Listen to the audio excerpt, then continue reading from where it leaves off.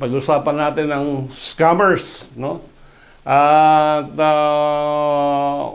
merong mga pumupunta dito sa ating opisina na nakawala ng 1.3 million or yung iba malilit lang na halaga kasi merong tumawag sa kanila at sabi, taga-bangko po ako at kailangan namin ang OTP, no? One-time password nyo kasi meron kayong mga rewards, meron kayong napanalunan at binigay yung kanyang OTP at nagulat na lang siya nung nawala na yung pera sa bangko.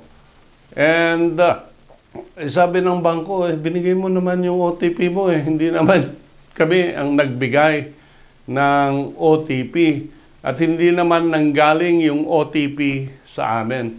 So usually nilalabanan yan ng bangko, ayaw nilang i-refund yung perang nawala.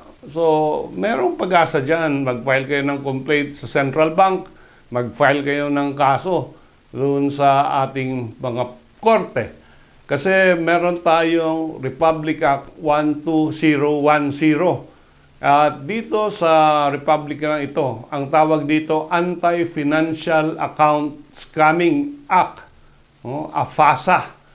At dito sabi niya, yung mga financial institutions tulad ng bangko have the duty to ensure that the accounts of their clients are adequately protected by risk management systems.